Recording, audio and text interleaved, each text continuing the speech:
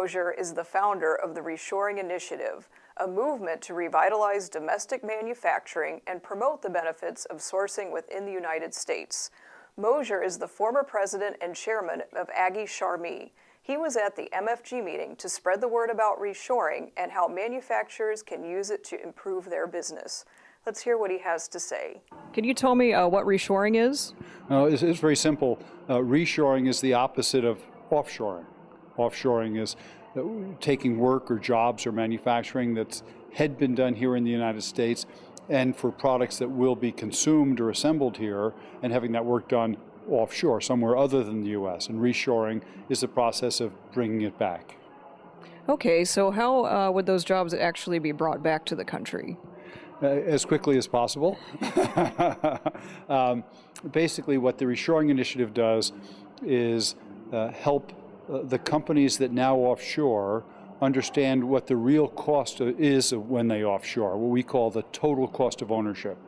And when they understand that cost, they will bring some of the work back. A survey says that about 60%, so more than half, of the companies that offshore fail to recognize at least 20% of the cost when they offshore. So they're making a decision based on believing that their cost is 100, whereas the cost is really 120 or 130. And when you're that far off on the factors that you use to make a decision, almost surely you're making some wrong decisions. So when we help those companies understand the cost, they reverse some of that and bring some of the work back.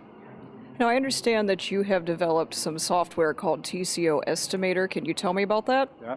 Well, the Tco Estimator is the tool that the companies would use to make that calculation to understand their total costs. So in this 20 or 30% that they have been missing, you might find factors like the travel cost to go and check on the vendor. You know, to fly to China, stay there for a week or two, the cost of the person, obviously the salary and benefits, also the actual travel expenses. Also, another obvious cost is what's called carrying costs. So when you have inventory, you have the cost of owning the inventory, the interest, the obsolescence, the counting of it, all that kind of thing. So we've had companies that when they reshored, they cut their inventory by a factor of 18. So when you cut the inventory by a factor of 18, you cut your carrying costs by a factor of 18.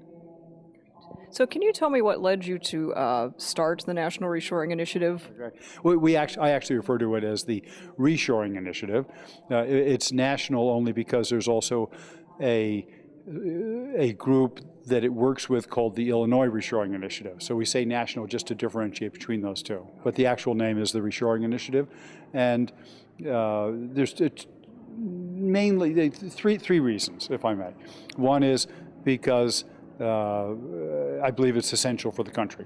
We can't go to a condition where we don't manufacture anything. If we don't manufacture anything but still want to consume, the countries that do manufacture will stop sending us anything because we've got nothing to send back. So just common sense says we have to keep manufacturing.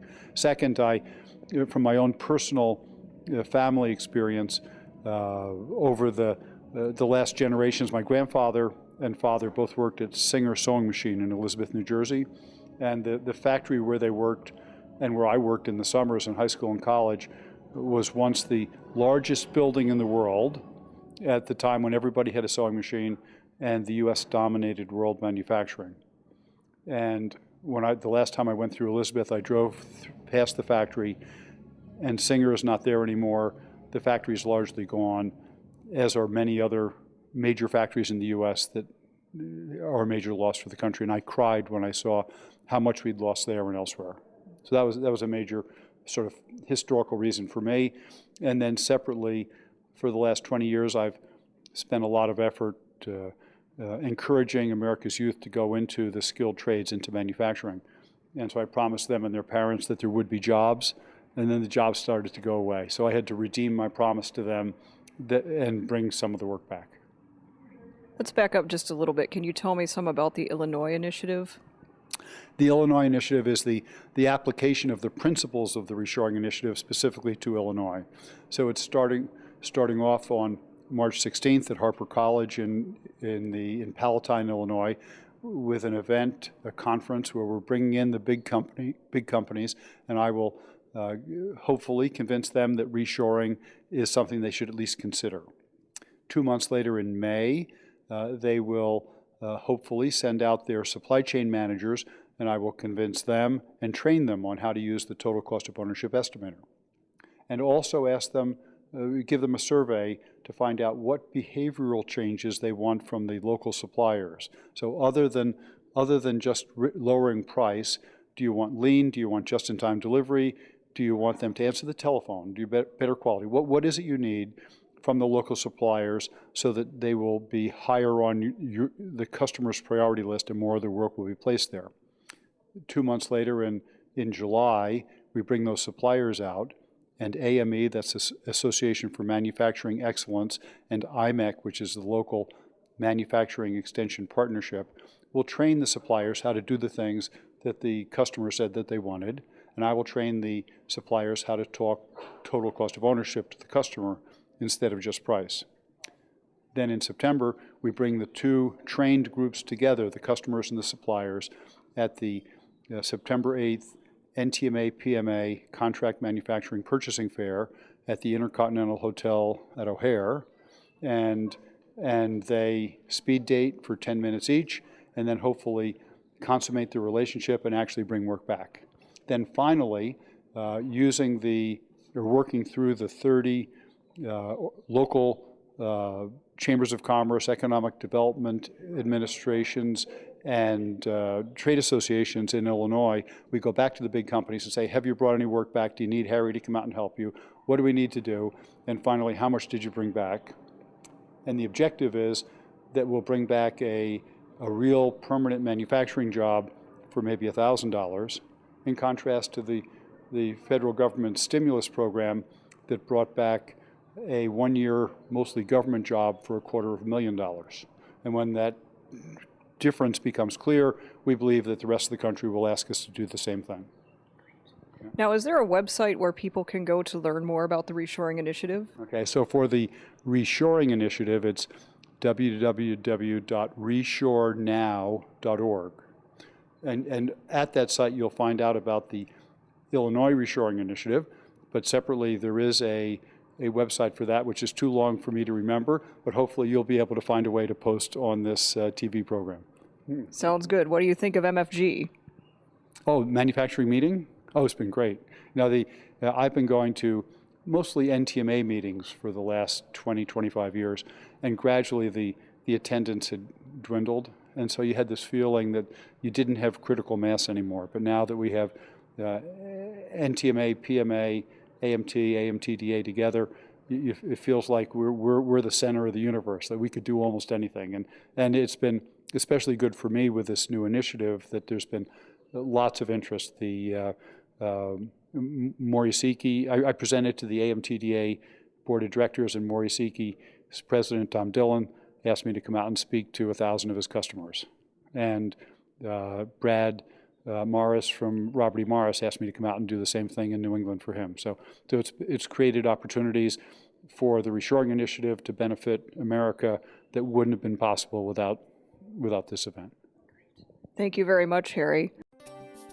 If there is one thing anyone who attended IMTS remembers, it is the fantastic hot air balloon that dominated the front lawn of McCormick Place each morning during the show.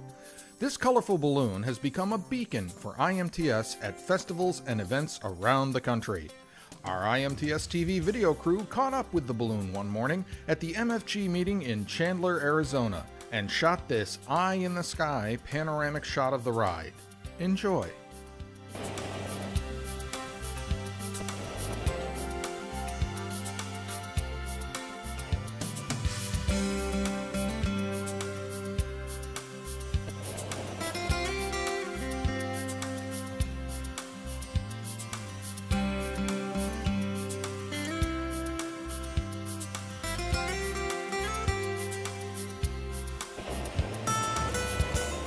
You can catch the IMTS balloon at one of these balloon festivals this season.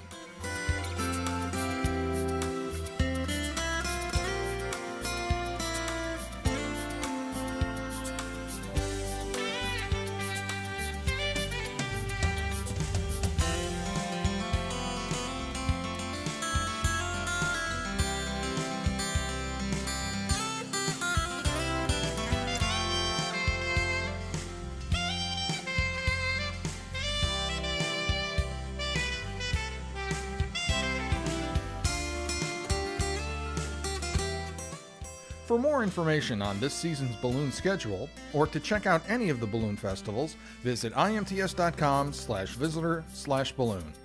Up, up, and away! Oh, and by the way, you can follow us on Facebook every day. Hi, I'm Penny DiCarlo with IMTSTV, and if you missed MFG 2011 here in Chandler, Arizona, don't worry, we'll be back in 2012 in Orlando, Florida. And don't forget what else happens in 2012, IMTS. So we'll see you then.